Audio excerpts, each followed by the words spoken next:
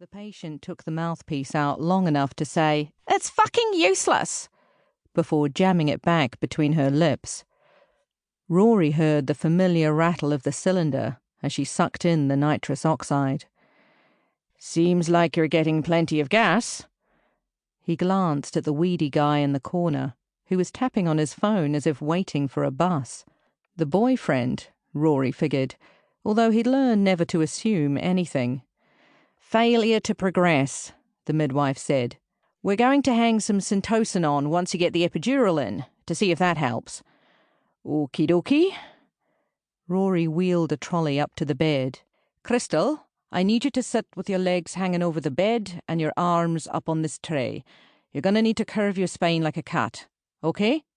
"That will be impossible," Crystal panted, before letting loose with a string of particularly inventive expletives involving her boyfriend and his testicles. Unable to stop his grin escaping this time, Rory cajoled the patient into a seated position, with the promise of some really effective pain relief ASAP. "Is it morphine?" Crystal bent over the trolley. "I don't want the baby to get addicted or anything." "Hardly any of this will get through to the baby," Rory said. "The baby won't get addicted, don't worry. Neither will you, because we're using it for pain." After waiting for the next contraction to pass, he injected local anaesthetic between Crystal's lumbar vertebrae to the tune of "Ah, Jesus, that stings." Next, he drew back the syringe, watching the colourless cerebrospinal fluid swirl into the barrel. "I can't feel my legs," the girl said, a couple of minutes after he'd injected the local anaesthetic into her epidural space. "Perfect." Rory nodded at the midwife, and they helped Crystal lie against the pillows.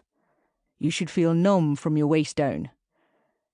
The girl stroked her tightening belly. "That was a strong one," she said, as if she were passing comment on the weather. "Awesome job, dude." The weedy guy stood up, scratching at his scrubby goatee. "Have I got time for a smoke?" "No," Rory said, and sloped off before the waste-of-space boyfriend could ask any more stupid questions. As tired as he was, after he'd injected the anaesthetic and watched the girl's whole demeanour change, he'd felt powerful, omnipotent. He'd felt as if he were making a difference. And, really, wasn't that all anyone ever wanted? Rory didn't help the house surgeon next, not immediately. First, he stopped off at the resident medical officer's lounge, usually called the RMO lounge for short, although the acronym only enticed him to come up with alternatives, such as really munted officers and ratty, mad and horrid. There, he made a very strong coffee and peered into the thick Nelson night as he swallowed a couple of painkillers. He was going to have one mother of a headache by the time he collapsed into bed, probably after midnight at this rate. He'd been on call since 8 that morning.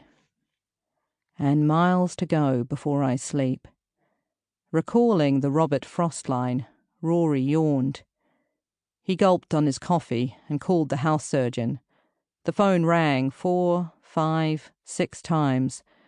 Rory was about to give up when a harried voice came over the line. "Hi, it's Jodi."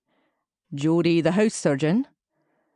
In the distance, an ambulance siren. Coming or going, he couldn't tell. Her voice lifted. "Yes, is that Rory? The patient's in emergency. Shall I meet you there?" "See you in 5. Rory dropped the phone into the front pocket of his scrubs and pressed his nose into the window for a moment, breathing in the cool air. Stepping away, he traced an M in the fog of his breath before wiping the glass clear with the back of his hand. "Query meningitis," he said, before striding onto the landing and slamming the door behind him. It was 10:37 p.m. Emergency was just as heaving as the wards, with 5 of the 10 cubicles occupied, mostly with elderly people. Rory snatched popcorn from a bowl on the ward station as he passed, listening to Saul, the Wall, an emergency registrar, questioning a patient behind a curtain.